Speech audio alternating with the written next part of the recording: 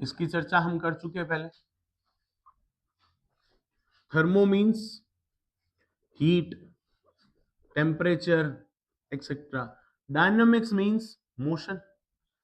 तो हीट का ट्रांसफर हो, टेम्परेचर का ट्रांसफर हो, मोशन हो उनका, तो उससे रिलेटेड जो भी कहानियां होगी वो सारी की सारी किसमें पढ़ी जाएगी? थर्मोडायनेमिक्स में। क्लियर हुआ कि नहीं हुआ? इसमें सबसे पहला आता है, हम पढ़ेंगे सिस्टम। दूसरा हम पढ़ेंगे सराउंडिंग। थर्ड हम पढ़ेंगे बाउंड्री। नेक्स्ट हम पढ़ेंगे यूनिवर्स। होते क्या है? System, cricket pitch.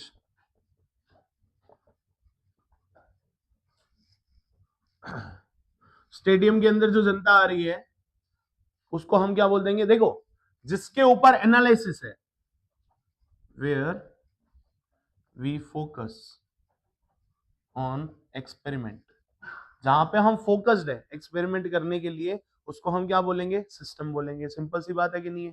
ठीक है। सिस्टम से बाहर कौन है? वो सराउंडिंग हो जाएगा। आउटसाइड द पिच, वो कौन हो जाएगा? या आउटसाइड, एवरीथिंग लिख लो, एवरीथिंग आउटसाइड द सिस्टम, वो कौन हो जाएगा? सराउंडिंग हो गया। अब इन दोनों को सेपरेट करने वाला, separation between system and surrounding is called boundary. Boundary line किसको बोलते हो? जो बाहर बैठी जनता और क्रिकेटर्स को सेपरेट करता है। क्लियर? तो सिस्टम और सराउंडिंग को अलग करने वाला। अब हमने बोल दिया ये तीनों मिलके क्या हो गए? Whole stadium is universe. तो मतलब हम ये बोल रहे हैं सर, सिस्टम, सराउंडिंग और बाउंड्री, इन तीनों को ऐड कर दो तो क्या बन जाएगा? यूनिवर्स बन जाएगा।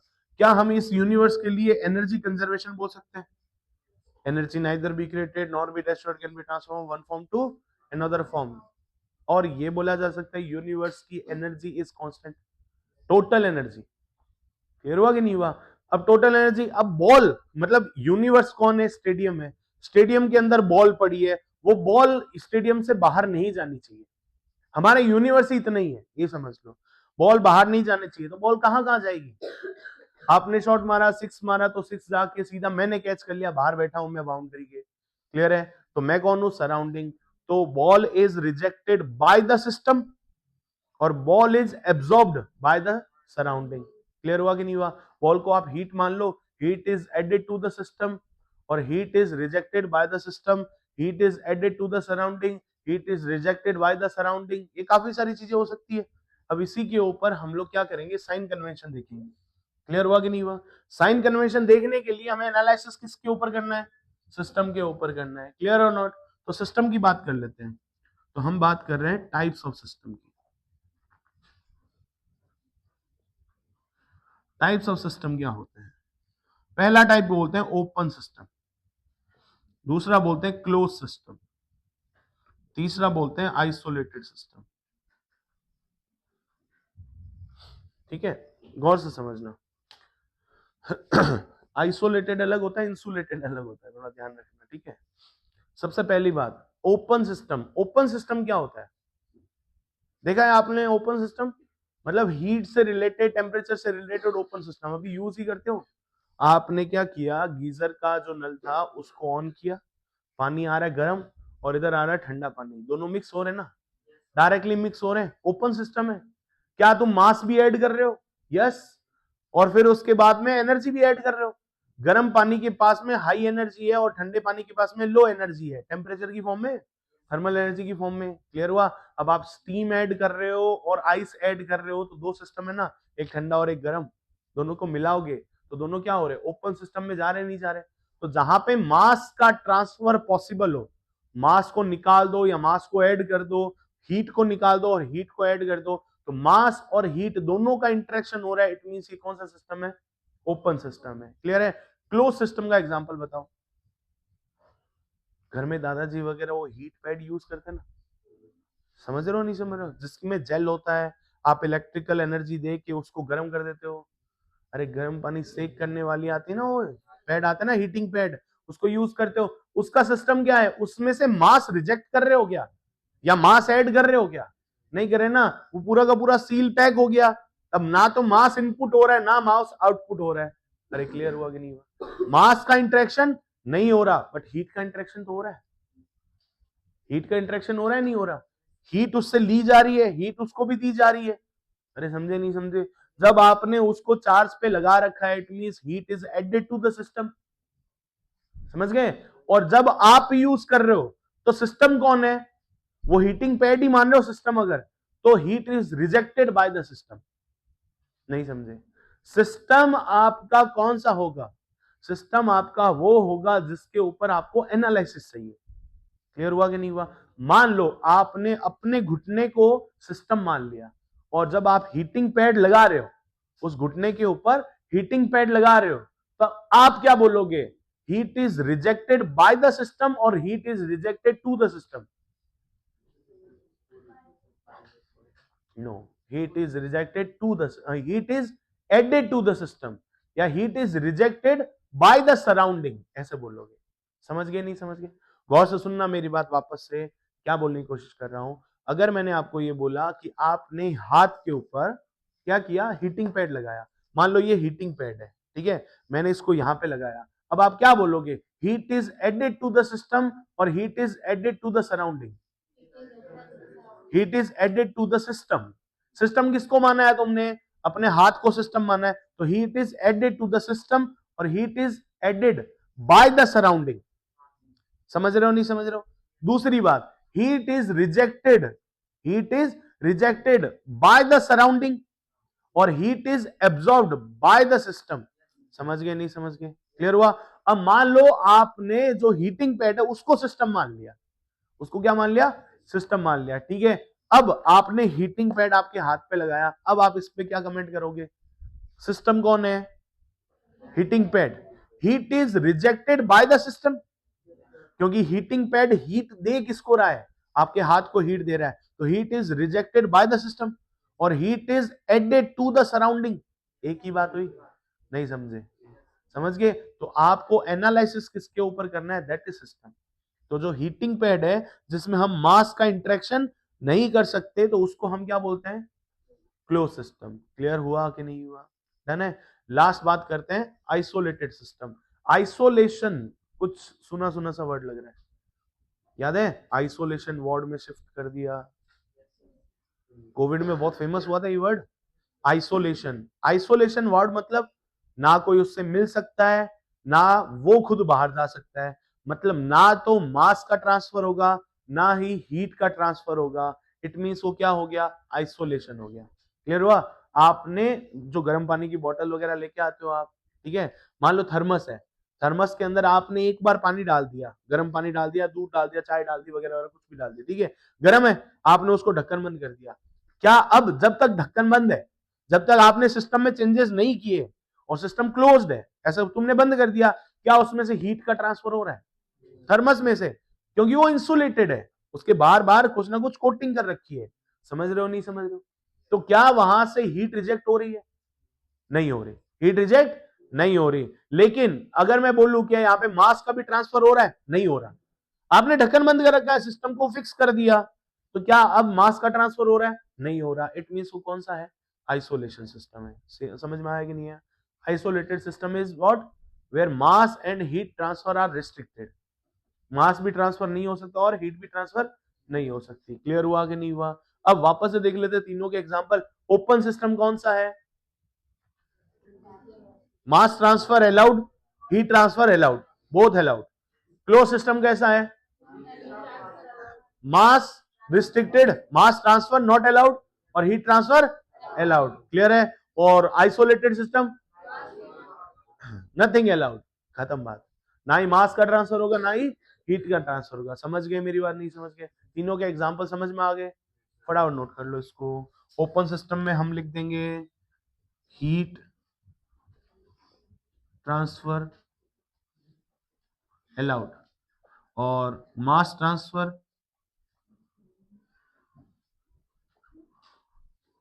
अलाउड। क्लोज सिस्टम में mass transfer not allowed, heat transfer allowed. और आइसोलेटेड सिस्टम में मास नॉट अलाउड, हीट भी नॉट अलाउड। इसका एग्जांपल क्या हो गया? बकेट है, बकेट के अंदर hot water plus cold water mix कर लो, और इसके लिए क्या हो जाएगा? हीटिंग पैड यूज करते हैं हम घर में, और इसके लिए थर्मस। क्लियर है? बड़ा नोट कर लो।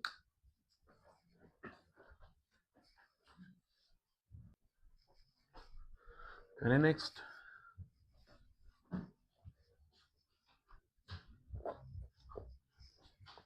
हेडिंग डालेंगे साइन कन्वेंशन। मतलब हम साइन कौन कौन सा लेंगे वो देखो। एक हमने पढ़ा था, आई गेस तुम्हें याद हो तो, D Q is equals to D U plus D W, है ना? एक बार का ध्यान दो, कौन कौन लोग हैं यहाँ पे? डी क्यू और डी डब्ल्यू दोनों कौन है? पाथ पे डिपेंड करते हैं, और u स्टेट फंक्शन है, पाथ पे डिपेंड नहीं करता। इसको बस फाइनल स्टेट और इनिशियल स्टेट चाहिए, फाइनल टेम्परेचर और इनिशियल टेम्परेचर चाहिए। सही बात है, ये दोनों पाथ पे डिपेंड करते हैं। तो पाथ बताने के लिए हमारे पास में प्रोसेस कौन कौन से होते हैं? सबसे पहला आइसोथर्मल, है कि नहीं है? आइसोबैरिक, आइसोकोरिक, उसके बाद में एक आता है हमारे पास में एडियाबेटिक। ठीक है, एडियाबेटिक का मतलब ये हो गया कि आपकी हीट इंटरेक्शन जीरो हो जाएगा, बस। क्लियर है? और लास्ट आता है पॉलीट्रॉपिक, ये जनरल प्रोसेस है। तो ये 5 टाइप के प्रोसेस है हमारे पास में। ठीक है, ये 5 पाथ हम पढ़ेंगे। क्लियर हुआ कि नहीं हुआ? वर्क भी इन पे डिपेंड करेगा नहीं करेगा, क्योंकि ये भी पाथ फंक्शन है। अगर पाथ फंक्शन है तो हमें हीट और डी डब्ल्यू दोनों का ट्रांसफर जो है उसके लिए साइन कन्वेंशन लेना बहुत जरूरी है। अब साइन कन्वेंशन क्या चीज है वो देखते हैं। देखो,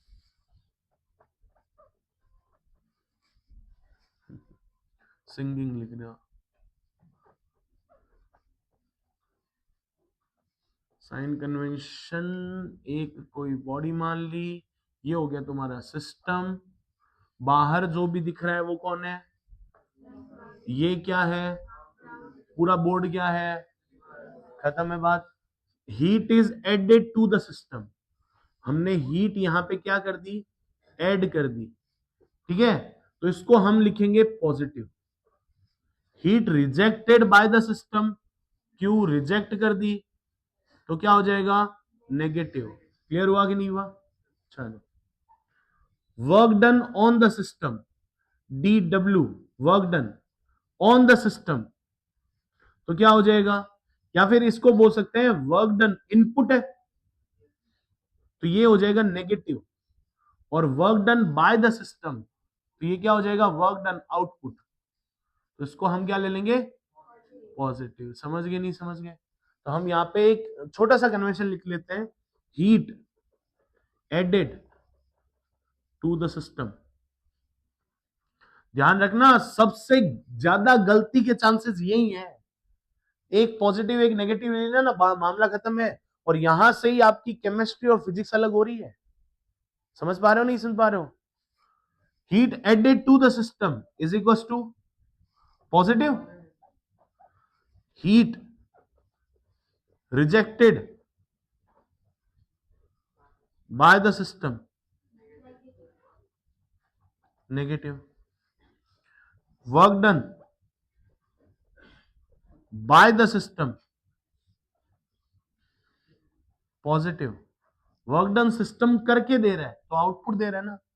work done by the system positive, और work done on the system negative हो जाएगा। याद रह जाएगा नहीं रह जाएगा? चलो, अब इसके बाद में हम पढ़ते हैं लॉज ऑफ थर्मोडायनेमिक्स।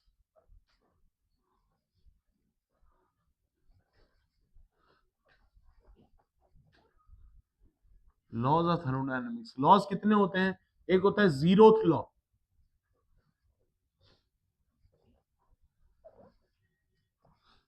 दूसरा होता है फर्स्ट लॉ ऑफ थर्मोडायनेमिक्स।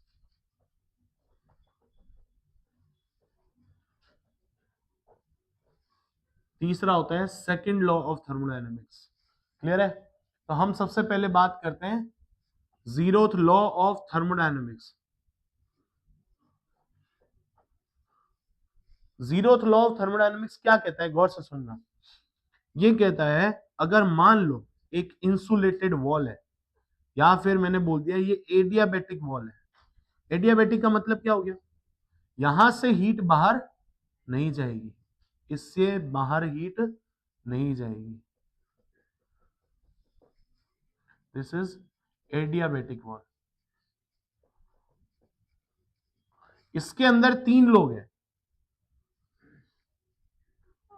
मान लो ऐसे 3 लोग हैं। ये डायथर्मिक वॉल है, मान लो ए, बी और सी। ठीक है, ए का इक्विलिब्रियम बी के साथ में है। क्लियर हुआ कि नहीं हुआ? ए बी के साथ में इक्विलिब्रियम में है और बी सी के साथ में इक्विलिब्रियम पे है। तो क्या हम ये मान सकते हैं कि ए सी के साथ में भी इक्विलिब्रियम पे होगा? नहीं समझे? ए बी का दोस्त है, बी सी का दोस्त है, तो ये दोनों म्यूचुअल फ्रेंड हुए कि नहीं हुए? हो गए ना। तो when A is in thermal equilibrium with B and B is in thermal equilibrium with C, then C is also will be thermal equilibrium with A. Clear हुआ? इसका सबसे बढ़िया एग्जांपल थर्मोमीटर। क्लियर हुआ? जो टेम्परेचर स्केल, जो zeroth law of thermodynamics से एक property निकल के आती है, उस प्रॉपर्टी का नाम क्या है? Temperature scales. जो हमने टेम्परेचर स्केल थर्मोमीटर में पढ़े थे। क्लियर हुआ कि नहीं हुआ? टेम्परेचर स्केल थर्मोमीटर पढ़े थे, डिग्री सेल्सियस, फ़ारेनहाइट, केल्विन वगैरह। क्लियर है? थर्मोमीटर इसका सबसे अच्छा एग्जांपल है। गौर से सुनना, अब आपके पास में कन्वेंशनल थर्मोमीटर है, डिजिटल नहीं, कन्वेंशनल थर्मोमीटर। कैसे काम करता है वो कन्वेंशनल थर्मोमीटर? आपने लिया, डब्बे में से निकाला, उसको देखना पुराने लोग क्या करते थे, सबसे पहले पानी के साथ में ऐसे साफ करते थे। हम समझ रहे हैं कि वो साफ करे, वो साफ नहीं कर रहे। वो क्या कर रहे हैं? अब देखो, ऊपर जो पानी है हमारे पास में, ऊपर टंकी में भरा हुआ, दैट इज एटमॉस्फेरिक टेम्परेचर और नॉट? बाहर के एटमॉस्फेरिक टेम्परेचर का पानी है कि नहीं है? उसके साथ में उसको रखा। क्लियर हुआ कि नहीं हुआ? अब हम ये सोचते हैं कि उसको धोया जा रहा है, उसको साफ किया जा रहा है, वो भी एंगल ठीक है, हाइजेनिक तरीके से वो भी एंगल ठीक है, बट एक्चुअली वहां पे क्या हो रहा है? थर्मल इक्विलिब्रियम बैठ रहा है। क्या पता आपका जो मरकरी है, ठीक है, थर्मोमीटर के ऊपर मरकरी लगा होता है ना, मान लो जो मरकरी है, मान लो ये थर्मोमीटर, ये मरकरी ट्यूब है, ये मरकरी जो है वो बॉक्स में बंद पड़ा, कोई ना कोई टेम्परेचर पे होगा होगा नहीं होगा? कोई ना कोई टेम्परेचर पे होगा। मान लो इन्वायरमेंट का टेम्परेचर 32 डिग्री सेल्सियस है और इसका टेम्परेचर 35 डिग्री सेल्सियस है, तो क्या ये इन्वायरमेंट के साथ में इक्विलिब्रियम में है क्या? नहीं है। समझे या नहीं समझे? क्लियर है? अब सुनना गौर से, अब आपने उसको किसके साथ में रखा? पानी के साथ में रखा। क्लियर?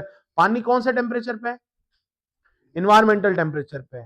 आपने उसके ऊपर रखा, तो ये हो गया पानी और ये हो गया थर्मोमीटर। ए और बी कौन क्या हो गया? थर्मोमीटर। दोनों में हीट ट्रांसफर होगा। अगर टेम्परेचर डिफरेंस है तो हीट रिजेक्टेड और हीट एडेड दोनों काम करेगी। याद करो कैलोरीमेट्री में, टेम्परेचर डिफरेंस है तो हीट का ट्रांसफर होता रहेगा। कब तक होता रहेगा? जब तक कॉमन टेम्परेचर नहीं हो जाता। जैसे ही कॉमन टेम्परेचर हो जाता है तो इन दोनों का सेम टेम्परेचर हो गया। अब बॉडी बी को इस थर्मामीटर को हमारे ऊपर यूज किया जाता है, मान लो यहां लगा लिया हमने। क्लियर हुआ कि नहीं हुआ? अब हमारी बॉडी का जो टेम्परेचर है वो हायर है कि नहीं है? अरे हमें फीवर है तो हमारा बॉडी का टेम्परेचर हायर होगा। हमारा बॉडी का टेम्परेचर अगर हायर है तो अब थर्मामीटर एक्सपांशन देगा, थर्मल एक्सपांशन। अरे एल अल्फा डेल्टा टी, याद करो। क्लियर है? अगर इसने थर्मल एक्सपांशन दिया तो ये क्या दिखाएगा? टेम्परेचर दिखाएगा। क्लियर हुआ कि नहीं हुआ? अगर इसने टेम्परेचर हायर बता दिया, इट मींस क्या हम इन्वायरमेंट के साथ में, थर्मल इक्विलिब्रियम पे है? नहीं है। इट मींस हमें फीवर है। क्लियर हुआ कि नहीं हुआ? और मान लो उसने टेम्परेचर इंक्रीमेंट बताया ही नहीं, सेम है। मतलब आप क्या बोलना चाह रहे हो कि सर इन्वायरमेंट और थर्मामीटर दोनों थर्मल इक्विलिब्रियम पे है, आप और थर्मोमीटर दोनों इक्विलिब्रियम पे हो, इसका मतलब आप और एनवायरमेंट दोनों क्या है? थर्मल इक्विलिब्रियम पे, तो आपको फीवर, अब समझे नहीं समझे, that is zeroth law of thermodynamics, clear और नॉट। अब बात करते हैं फर्स्ट लॉ ऑफ थर्मोडायनेमिक्स, इतना ही है ये जीरोथ लॉ ऑफ थर्मोडायनेमिक्स। अब बात करते हैं first law of thermodynamics.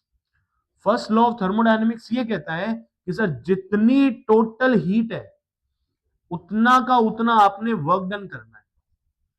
Clear हुआ कि नहीं हुआ? For a cyclic process. अब ये साइक्लिक प्रोसेस क्या है, क्लियर, गौर से सुनना। आपको मैंने यहां बोला कि आप जाओ ये पेन मेरे घर पे दे के आ जाओ, क्लियर हुआ कि नहीं हुआ? तो आप यहां से गए, यहां से रवाना हुए और वहां तक गए, मेरे घर तक गए, क्लियर। तो एक पाथ को फॉलो करते हुए गए, उसी पाथ से वापस आ गए। अरे क्लियर हुआ कि नहीं हुआ? टोटल वर्क डन कितना, हिसाब से देखो तो एफ डॉट डी एक्स के नजरिए से देखो तो कितना, जीरो, क्योंकि डिस्प्लेसमेंट हुआ ही नहीं। और जा रहे हो तब आपकी हीट लग रही है और आ रहे हो तो उतना का उतना हीट वापस मिल गई, तो आपका हीट इंटरेक्शन भी कितना, जीरो। तो क्या मैं ये बोल सकता हूं कि टोटल वर्क डन आपने टोटल हीट के रेस्पेक्ट में किया? एक छोटा सा नजरिया है, फालतू सा है, ठीक है, गौर से सुनना। मैंने ये कहा मैंने आपको 100 रुपए दिए, मैंने आपको 100 रुपए दिए और आपने उसका कुछ ना कुछ खाना खा लिया, क्लियर हुआ कि नहीं हुआ? आपने उसका कुछ ना कुछ खाना खा लिया और मैंने आपने जो खाना खाया मैंने आपसे फिर उतना का उतना काम करवा लिया। समझ रहे हो नहीं समझ रहे हो?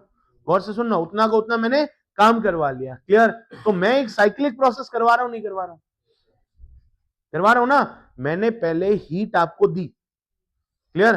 तो आपके अमाउंट में आपकी बॉडी के अंदर फूड गया और आपको वर्क डन मिल गया और मैंने काम करवा लिया। तो आपने वर्क डन किया और आपको वर्क डन मिला। दूसरा, आपको हीट मिली और आपने हीट रिजेक्ट कर दी, तो दोनों बैलेंस हो गए नहीं हो गए, क्लियर। तो पूरे साइक्लिक प्रोसेस के लिए summation of total heat is equal to summation of total work done होना चाहिए। क्लियर हुआ कि नहीं हुआ?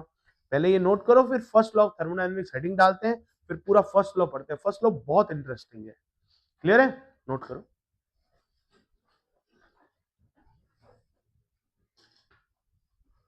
चलो नेक्स्ट आते हैं हम, first law of thermodynamics heading डाल लो और उसके बारे में सारी चीजें चलेंगी, कम से कम 2 लेक्चर तो चलेंगे और खूब डेरिवेशन है, खूब अच्छा अच्छा यहाँ पे मैथमेटिकल टर्म्स यूज होगी, तो दिमाग लगाना। यहाँ पे हम हेडिंग डाल लेते हैं फर्स्ट लॉ ऑफ थर्मोडायनेमिक्स। ये कहना चाह रहा है कि heat can be converted into work done completely.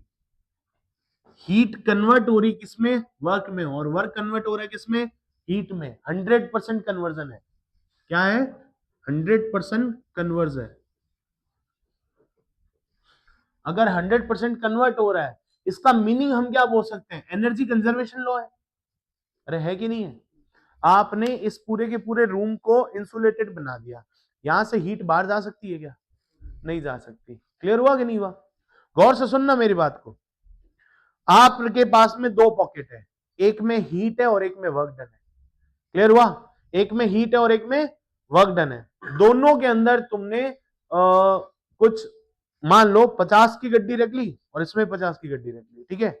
अब इसमें भी 100 नोट है, इसमें भी 100 नोट है, तो heat is equal to work done. आपने क्या किया? आपने यहां से हीट निकाली, इस पॉकेट में डाल दी। क्लियर हुआ कि नहीं हुआ?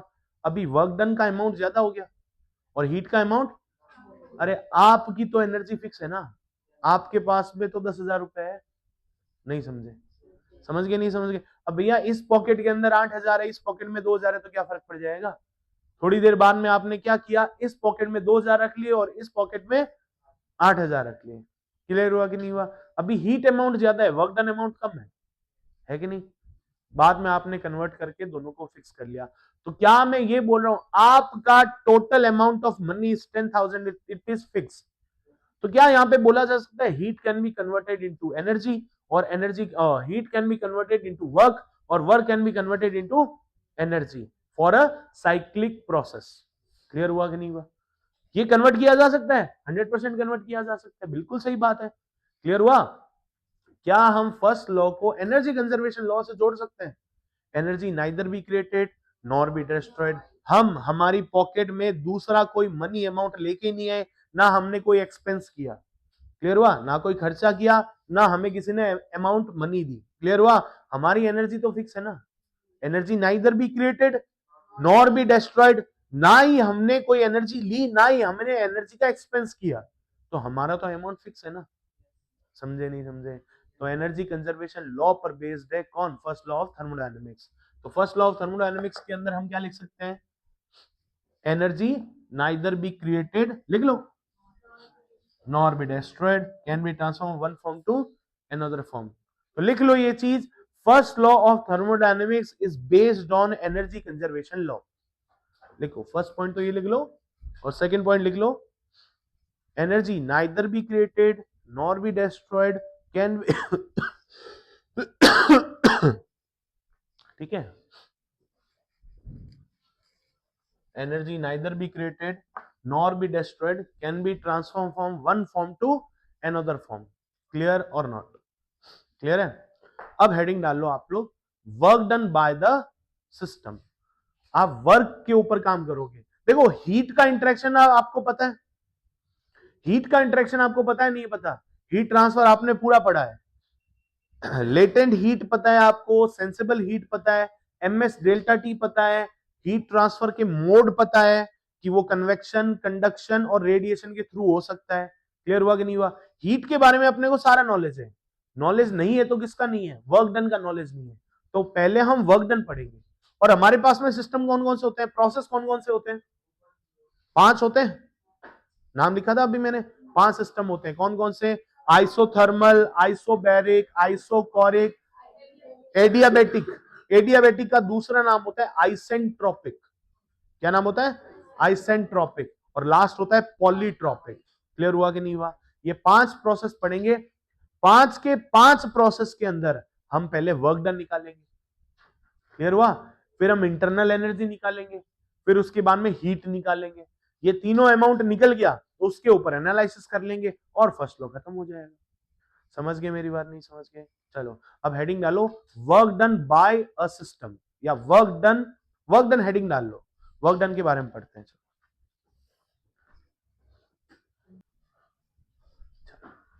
स्टार्ट करते हैं वर्क डन से। वर्क डन पहले पढ़ा है तुमने वर्क डन? देखो, वर्क डन क्या होता है? Force into displacement.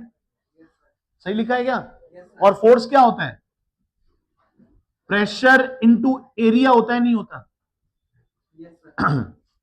अरे force is equal to pressure into area. Area और लेटरल लेंथ क्या होती है? वॉल्यूम होता है, नहीं होता? पीपीडीवी हो गया। क्लियर हुआ कि नहीं हुआ? डन। तो ये अगर वर्क डन है, तो अगर तुम्हें टोटल वर्क डन निकालना है तो आप क्या करोगे? इंटीग्रेशन डी डब्ल्यू करोगे और इंटीग्रेशन पी डीवी करोगे। यहां तक ओके है सबको? ठीक है। ये पी डीवी कैसा दिख रहा है? इंटीग्रेशन वाई डी एक्स जैसा दिख रहा है, नहीं दिख रहा? तो अगर मैं एक कर्व बनाऊं दैट इज कॉल्ड पी, और ये मान लो वी कर्व बनाया, और इसके बीच में मान लो ऐसा कोई ग्राफ है, ये वी ग्राफ है, तो डीवी निकालना है। डीवी मतलब वी की तरफ एक्सटेंड कर लो, तो ये जो एरिया आएगा वो क्या आ जाएगा? वर्क डन आ जाएगा। समझे मेरी बात? नहीं समझे? क्लियर है? वो क्या आ जाएगा? वर्क डन आ जाएगा। अब एक बात समझो, अगर तुम्हारा v इनिशियल यहां पे था, v फाइनल यहां पे है, ठीक है? v v इनिशियल ज्यादा कि v फाइनल ज्यादा? v फाइनल ज्यादा और v इनिशियल कम है, तो इसका एरिया पॉजिटिव आएगा नेगेटिव आएगा? नहीं समझे? इसका एरिया क्या आ जाएगा? पॉजिटिव एरिया आएगा। तो अगर ये पॉजिटिव एरिया है तो मैं ये तो बोल रहा हूं तुम्हारा वॉल्यूम बढ़ रहा है, इट मींस आप एक्सपेंड हो रहे हो कि कॉन्ट्रैक्ट हो रहे हो? तो एक्सपांशन में वर्क पॉजिटिव होगा कि नेगेटिव होगा? और पॉजिटिव वर्क डन को हम बोलते हैं work done by the system. अभी अभी लिखा था हमने, work done by the system is positive, work done on the system is negative. Clear हुआ कि नहीं हुआ? गौर से सुनना मेरी बात को। अब हम अगर यहां पे ये बोलते हैं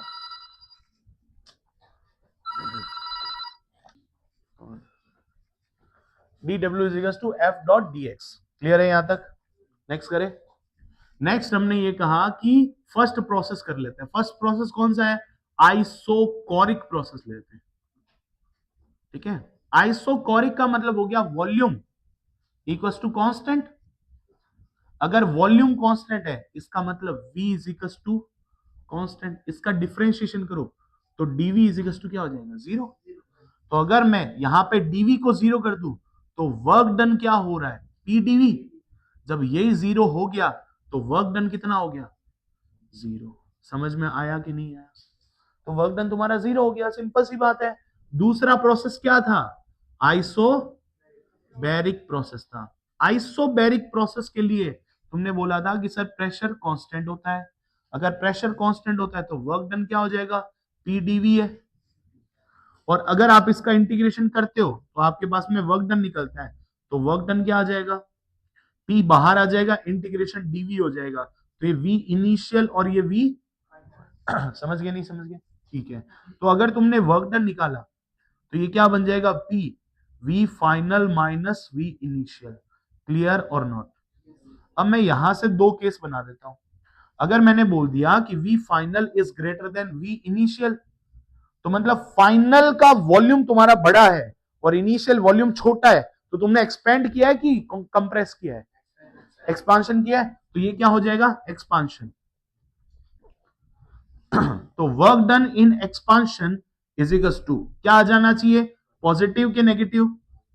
तो क्या मैं ये बोल सकता हूं एक्सपांशन प्रोसेस अगर वर्क डन पॉजिटिव होता है तो सिस्टम पे वर्क हो रहा है कि सिस्टम वर्क कर रहा है? Work done by the system है कि work done on the system है? बाय द सिस्टम है। तो वर्क डन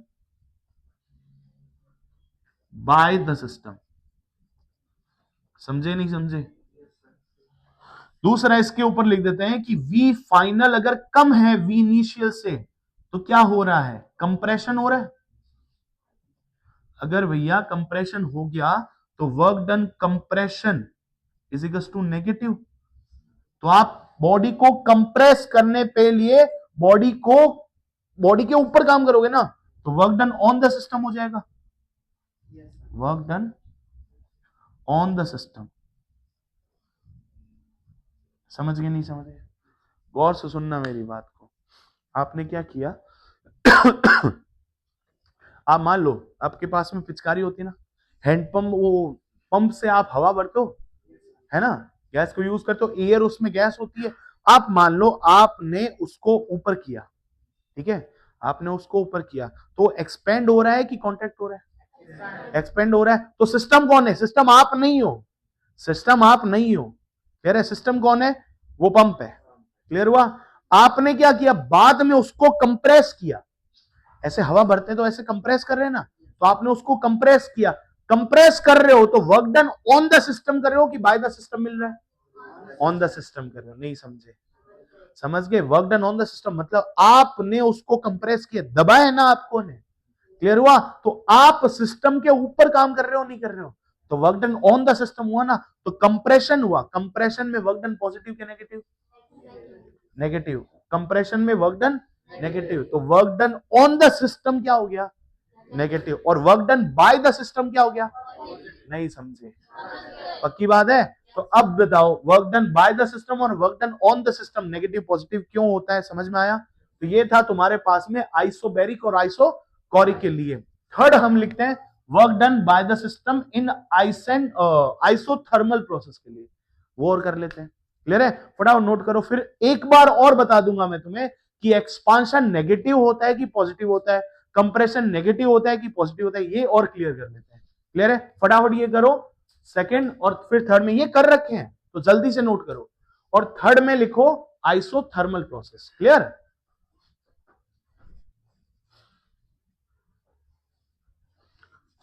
ये तो कंफर्म हो गया। नेक्स्ट आते हैं फर्स्ट लॉ को दोबारा एक बार देखते हैं और उसके अंदर जो भी क्वांटिटीज है अलग अलग प्रोसेस के लिए डिफाइन कर देते हैं।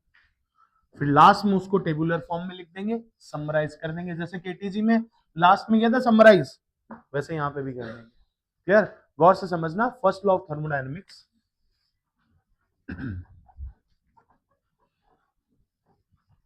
फर्स्ट लॉ ऑफ थर्मोडायनेमिक्स कहता है कि सर जितनी आपने हीट ऐड की है उतना को उतना वो वर्क डन कर देगा।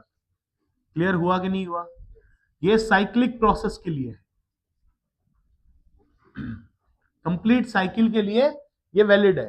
ठीक है, लेकिन अगर आप एक एक सिंगुलर प्रोसेस की बात करो तब क्या हो जाएगा? ये कह रहा है कि आपने जितनी हीट दी उतना वर्क डन करवा लोगे क्या? नहीं करवा पाओगे। समझ पा रहे हो? नहीं से समझ पा रहे हो? आपने मान लो पानी को गर्म किया, पानी को क्या किया? गर्म किया। अगर आपने पानी को गर्म किया तो वो सारी की सारी हीट सीधी वर्क डन में कन्वर्ट हो जाएगी क्या? गौर से सुनना।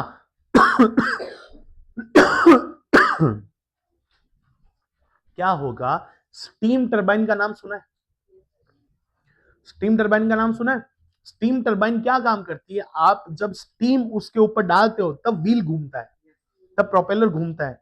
तो जब तक स्टीम नहीं बनेगी तब तक वो हीट गई ना। नहीं समझे? गौर से सुनना। आपने एक पानी का पतीला लेके पानी भर के उसको चढ़ा दिया ऐसे गैस पे, गैस फ्लेम ऑन कर दी, हीट उसको मिल रही है। क्लियर है? आपने जैसे ही हीट दी उसको, जैसे ही फ्लेम ऑन की, उतना उत्तर प्रोपेलर चालू हो गया। ऐसा होता है क्या? नहीं होता। सबसे पहले एनर्जी कहां जाएगी? हीट की फॉर्म में जाएगी, इंटरनल एनर्जी में। ठीक है, पानी गर्म होगा। कैसे गर्म होगा? मान लो आइस डाल रखी है, 0 डिग्री सेंटीग्रेड आइस है। सबसे पहले हो जाएगी 0 डिग्री सेंटीग्रेड वाटर बनाएगी, फिर वाटर से 100 डिग्री सेंटीग्रेड का वाटर बनाएगी, फिर 100 डिग्री सेंटीग्रेड से 100 डिग्री सेंटीग्रेड की स्टीम बनाएगी, और उस स्टीम को भी ऊपर लेके जाएंगे। अब जाके 120 डिग्री सेंटीग्रेड की जो स्टीम है, गैस बन गई ना। अब गैस स्ट्राइक करेगी किसके ऊपर? टरबाइन के ऊपर। वहां पे वो मोमेंटम एक्सचेंज करेगी तो वीआरएमएस मिलेगा, नहीं मिलेगा? उस वीआरएमएस की वजह से हम प्रेशर और वॉल्यूम में क्रिएशन करके उस प्रोपेलर को घुमाएंगे। तो ये पूरा प्रोसेस हुआ ना। क्या तुमने जैसे ही फ्लेम ऑन की और उधर प्रोपेलर घूम जाएगा क्या? नहीं घूमेगा। पहले कहां जाएगा? इंटरनल एनर्जी में जाएगा। समझे मेरी बात? नहीं समझे? तो मतलब जितनी आपने हीट दी है उतना आप वर्क डन नहीं करवा पा रहे हो, तो आप सबसे पहले हीट किस में डालोगे? इंटरनल एनर्जी में डालोगे। बाद में आपका हीट कहां जाएगा? वर्क डन में जाएगा। समझ गए कि नहीं समझ गए? ये होता है जनरल फॉर्म। अब देखो मैंने ये साइन लिखा है, ये साइन लिखा है। ये साइन क्यों लिखा है? ये होता है डिफरेंशियल फॉर्म, और वो भी किस पे होगा? Path dependent. Path dependent. और ये जो फॉर्म है वो क्या है? Path independent. समझ गए नहीं समझ गए? तो मैंने ऐसे लिखा था D Q is equal to D U plus D W. Clear है? तो ये क्या है? एक पाथ फंक्शन है। और ये क्या है? ये एक स्टेट फंक्शन है। और ये क्या है? ये भी एक पाथ फंक्शन है। पाथ फंक्शन मतलब पाथ को डिफाइन करना पड़ेगा, तो पाथ को डिफाइन करो, जरूरी है। यहां पे स्टेट फंक्शन है, पाथ नॉट नीडेड, पाथ की जरूरत नहीं है। आप कौन सा प्रोसेस कर रहे हो? आप आइसोथर्मल कर रहे हो, आइसोबैरिक कर रहे हो, आइसोकोरिक कर रहे हो, कौन सा इसको मतलब ही नहीं है। ये कह रहा है भैया मेरे को तो लास्ट फाइनल टेम्परेचर दे दो, इनिशियल टेम्परेचर दो, मैं मेरा चुप हूं। क्लियर हुआ कि नहीं हुआ? डी डब्ल्यू क्या बोल रहा है? डी डब्ल्यू कह रहा है मैं वर्क डन करूंगा, मुझे भी पाथ की नीड है। पाथ नीडेड है यहां पे भी पाथ नीडेड होगा। यहां पे पाथ की नीड नहीं है, यहां पे है। तो इसका मतलब पाथ की नीड है। तो अगर हमने डी डब्ल्यू बता दिया कि कितना होता है कितना नहीं होता, यू तो फिक्स है, यू तो टेम्परेचर पे डिपेंड कर रहा है। जब ये हमें पहले से पता है, ये आप डिफाइन कर दोगे तो डी क्यू आ गया ना। तो पूरा फर्स्ट लॉ डिफाइन हो गया नहीं हो गया? तो हम सबसे पहले इसके अंदर कौन सा प्रोसेस करते हैं? इसको लिख दिया साइक्लिक प्रोसेस। यहां पे हम सबसे पहले प्रोसेस निकाल देते हैं आइसोकोरिक प्रोसेस। दोबारा करते हैं, देखो आइसोकोरिक प्रोसेस मतलब वॉल्यूम कांस्टेंट है, इसका मतलब डेल्टा वी 0 है, इसका मतलब वर्क डन कितना हो गया? 0 हो गया। ये लिखने की नीड तो नहीं है कैसे हुआ वर्क डन 0, बताने की नीड नहीं है। तो मैं इसके लिए जब फर्स्ट लॉ ऑफ थर्मोडायनेमिक्स लगाता हूं तो मैं ये बोल देता हूं कि D Q is equal to क्या हो जाएगा, डी यू हो जाएगा। सही बात है कि नहीं है? डी यू की वैल्यू क्या होती है? अरे F by two N R T होती है कि नहीं होती है? एन आर डेल्टा टी आ जाएगा, होगा नहीं होगा? या तो ये लिख दो या फिर इसको क्या लिख सकते हो, एन सीवीडीटी लिख सकते हो। याद करो, एन की जगह एन आ गया, dt की जगह dt आ गया, cv की वैल्यू क्या होती है, f बाई टू आर होती है नहीं होती? तो मैंने एन सीवी dt लिख दिया, तो यहां पे dq की वैल्यू क्या हो जाएगी, एन सीवी dt। क्लियर हुआ? क्या हमने du की वैल्यू बता दी, एन सीवी dt? क्या हमने वर्क डन बता दिया? क्या हमारा फर्स्ट लॉ सारा डिफाइन हो गया? नहीं समझे? मतलब अगर आप आइसोकोरिक प्रोसेस करोगे, वॉल्यूम को ना ही एक्सपेंड कर रहे हो ना ही आप उसको कॉन्ट्रैक्ट कर रहे हो, वॉल्यूम जितना था उतना ही वॉल्यूम रहेगा। इसका मीनिंग क्या है? इसका मीनिंग ये है कि आप जितनी भी हीट दे दो, सारी की सारी हीट उसकी क्या हो जाएगी, टेम्परेचर बढ़ाने में काम आ जाएगी। समझ पा रहे हो? आपने पतीले में पानी लिया, उसको गर्म करना स्टार्ट किया, ठीक है? अब वो पतीला ऐसे फैल रहा है क्या, पानी उसका फैल रहा है क्या, या पानी कम हो रहा है क्या? पानी जब तक आपका वॉल्यूम कांस्टेंट कर दिया, आपने ढक्कन लगा दिया ऊपर, तो पानी क्या करेगा, ऊपर जाएगा, स्टीम के साथ में कंडेंस होकर वापस से नीचे आएगा, तो पानी बन जाएगा। क्या वॉल्यूम फिक्स है? यस, वॉल्यूम फिक्स है। तो पानी का टेम्परेचर तो बढ़ गया ना। समझ रहे हो? तो आपने हीट दी, heat added to the system, positive के negative, positive. Heat added to the system positive, क्यों? क्योंकि आप उसका हीट देके उसका टेम्परेचर बढ़ा रहे हो, तो T final minus T initial क्या आ जाएगा, पॉजिटिव। तो heat added to the system positive, और हीट आपने निकाल दी तो पानी ठंडा हो जाएगा, तो टी फाइनल क्या हो जाएगा, कम हो जाएगा, तो ये नेगेटिव। तो heat extracted from the system या heat rejected by the system is negative. Clear हुआ कि नहीं हुआ? चलो, ये तो हो गया। अगला करते हैं, गौर से सुनना। Second process, isobaric process. Isobaric process के अंदर P is equal to constant, तो वर्क डन की वैल्यू क्या आ गई थी तुम्हारे, P into V final minus V initial. नहीं समझे? ये अभी अभी किया है, वर्क डन की वैल्यू आ गई। अब मुझे फर्स्ट लॉ ऑफ थर्मोडायनेमिक्स लगाना है, तो मैंने फर्स्ट लॉ ऑफ थर्मोडायनेमिक्स लगाया। फर्स्ट लॉ ऑफ थर्मोडायनेमिक्स क्या कहता है, जैसे D Q is equal to D U plus D W. क्या डी यू की वैल्यू है हमारे पास में? याद करो, डी यू की वैल्यू है क्या हमारे पास में? यस है। कौन सी है? N CV D T. ये तो फिक्स ही रहती है ना। आपने आइसोकोरिक किया तो भी डी यू की वैल्यू क्या रखी, आपने आइसोबेरिक किया डी यू की वैल्यू क्या रखी। तो ये तो स्टेट फंक्शन है ना, ये तो पाथ की नीड ही नहीं है। कोई सा ही प्रोसेस ले आओ, इसको मतलब ही नहीं है। समझे नहीं समझे? बस, तो ये तो एनसीवीडीटी आ गया, प्लस इसकी वैल्यू क्या लिखी आपने, P V final minus V initial. नहीं समझे?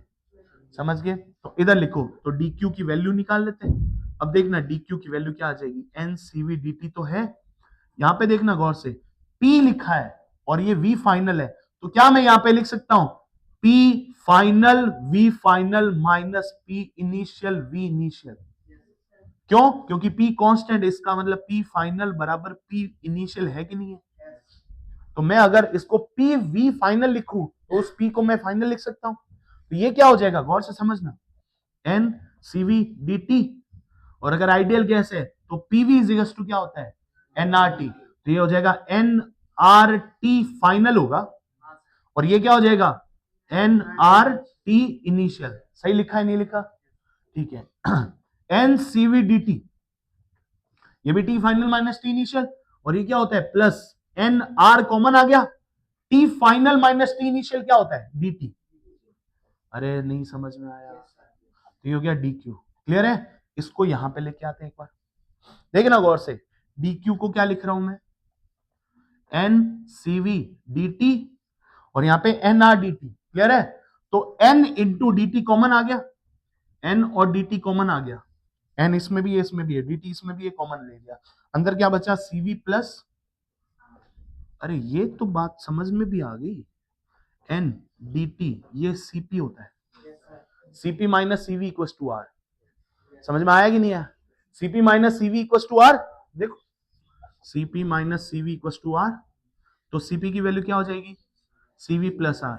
ये मैंने लिख दी ना यहाँ पे, तो अब बताओ एन सीपीडीटी होगी,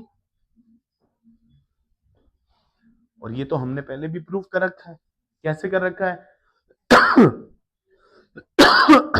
आइसोबैरिक प्रोसेस के लिए हीट एडेड एनसीपीडीटी होता है, आइसोकोरिक प्रोसेस के लिए एनसीवीडीटी होता है, क्योंकि specific heat at constant volume is CV, specific heat at constant pressure is CP.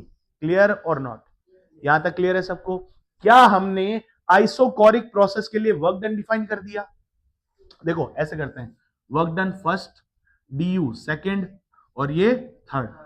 यहां पे work done first, D second, D पहले से सेकंड, और ये क्या हो जाएगी? थर्ड हो जाएगी। यहाँ पे डी की वैल्यू आ जाएगी एन सीवीडीटी, और डी डब्ल्यू की वैल्यू क्या आ जाएगी? P V final minus V initial. तो हम डी डब्ल्यू को ठीक ये लिख सकते हैं P V final minus V initial, या फिर हम ये लिख सकते हैं एन आर डी टी, ये भी तो लिखा जा सकता है। तो ये हो गया, तो ये हो जाएगी हमारी सेकेंड इक्वेशन, ये हो जाएगी हमारी फर्स्ट इक्वेशन।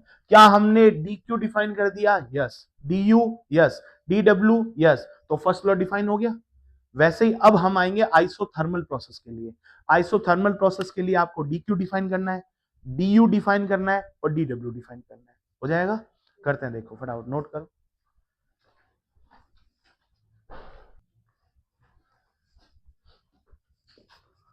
अभी हटा देते हैं।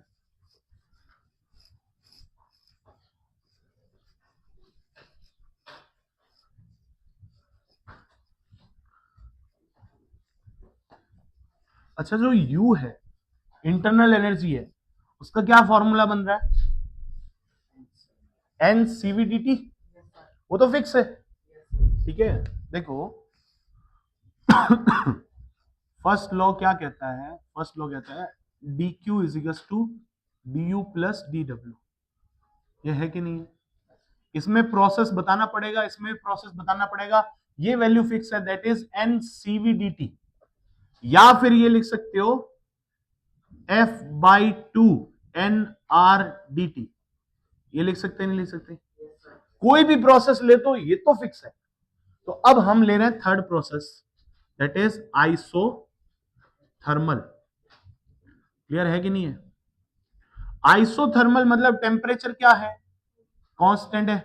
अगर टेम्परेचर कांस्टेंट है तो मतलब dt की वैल्यू कितनी हो जाएगी? और भैया ये तो dt पे डिपेंड कर रहा है, तो फिर इंटरनल एनर्जी में तो कोई चेंजेस ही नहीं आएगा। नहीं समझे? तो u is the only function of temperature. तो हम यहां पे बोलते हैं ना, internal energy is a function of temperature only. सिर्फ और सिर्फ किस पे डिपेंड कर रही है? टेम्परेचर पे डिपेंड कर रही है। तो अगर टेम्परेचर ही कांस्टेंट है तो यू भी कांस्टेंट है, तो यू कांस्टेंट है तो change in internal energy zero हो जाएगा। अगर ये जीरो हो रहा है तो D Q is equal to D U plus D W. तो अगर आपने इसको जीरो कर दिया तो जितनी आपकी हीट है उतना का उतना वर्क डन मिलेगा नहीं मिलेगा? मतलब अब पानी गर्म नहीं होगा, सीधा स्टीम बन के काम कर रहा है। समझ रहे हो नहीं समझ रहे हो? क्योंकि इंटरनल एनर्जी तो तुमने जीरो कर दी। क्लियर है? तो अब अगर आपने वर्क डन निकाल दिया तो इसका मतलब हीट निकाल दी, या हीट निकाल लो तो वर्क डन निकाल दो। दोनों में से एक चीज निकाल दो, पूरा का पूरा फर्स्ट लॉ क्लियर हो गया। क्लियर है? इसको हम नोट करते हैं। देखो हम वर्क डन निकाल रहे हैं, किसके अंदर निकाल रहे हैं? टेम्परेचर कांस्टेंट के अंदर निकाल रहे हैं। तो वर्क डन होता कितना है? पीडीवी होता है, इंटीग्रेशन करना पड़ेगा। अब एक बात बताओ, पीडीवी होता है तो PV is equal to NRT, PV is equal to NRT. तो पी की वैल्यू क्या हो जाएगी? एनआरटी बाई वी हो जाएगा नहीं हो जाएगा? तो इसको मैं यहां पे पुट कर दूं तो क्या बन जाएगा? इंटीग्रेशन पी की जगह लिख दिया N R T divided by V DV. Clear है? यही हुआ तुम्हारा डी डब्ल्यू, और ये टोटल वर्क हो जाएगा नहीं हो जाएगा? तो हम यहां से आगे लेके आते हैं, तो वर्क डन की वैल्यू कितनी होगी हमारी? एन बाहर आ जाएगा, आर बाहर आ जाएगा, टी बाहर आ जाएगा। देखो गौर से, एन कांस्टेंट है, आर कांस्टेंट है, टेम्परेचर कांस्टेंट है। क्यों? क्योंकि आइसोथर्मल प्रोसेस है। टेम्परेचर बाहर आ गया, अंदर कौन बचा? इंटीग्रेशन डीवी बाई, कहां से कहां तक करेंगे? वी इनिशियल था और ये अरे क्लियर है कि नहीं? चलो, तो वर्क डन की वैल्यू कितनी आ गई भाई? एन आर टी, इसका इंटीग्रेशन करो, 1/v का इंटीग्रेशन log v, तो log v कहां से कहां?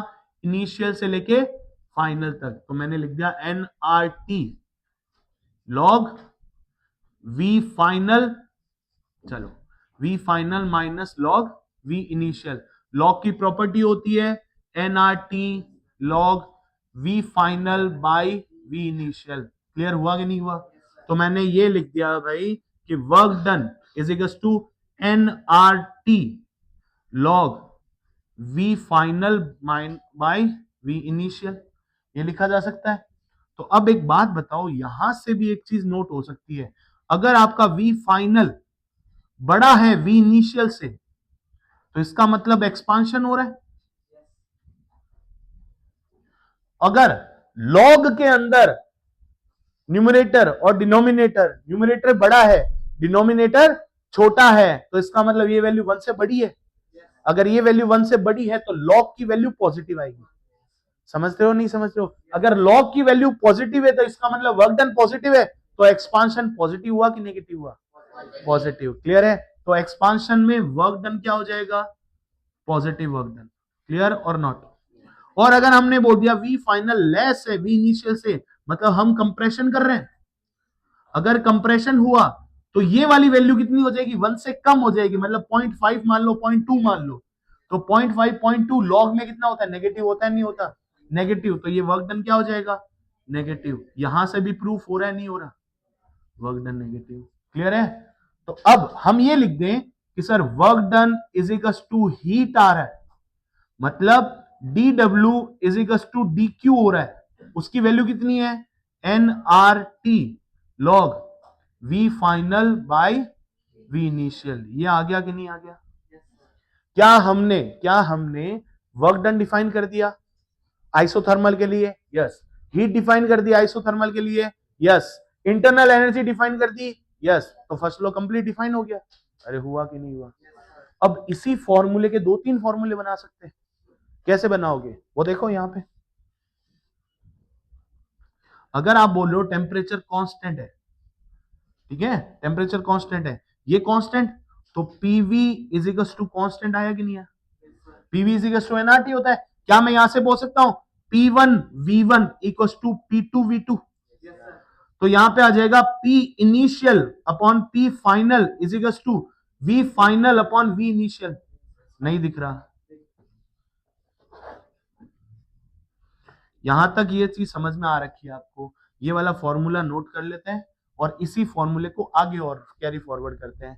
तो मैंने ये बोला PV is equal to NRT है, तो ये तो कांस्टेंट है, ये तो कांस्टेंट है, टेम्परेचर कांस्टेंट है, तो पीवी कांस्टेंट हो गया, तो P1 V1 equal to P2 V2 हो जाएगा। या फिर ऐसे लिख देते हैं P इनिशियल और V initial is equal to P final और V फाइनल, तो P initial by P final is equal to V final by V initial. इसकी जगह पे ये पुट कर दो तो गलत है क्या?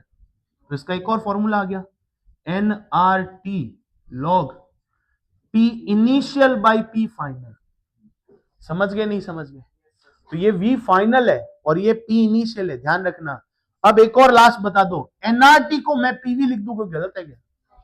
तो एनआरटी को मैं क्या लिख सकता हूं? पीवी लिख सकता हूं। तो इसका एक और फॉर्मूला क्या आ जाएगा? PV log V final by V initial, या फिर P initial by P final. अब PV को आप P1 V1 लिखो या P2 V2 लिखो, वो भी एक ही है। समझ गए नहीं समझ गए? तो इसको ध्यान में रखो, बाकी सारी चीजें अपने आप आ जाएगी। क्लियर हुआ कि नहीं है?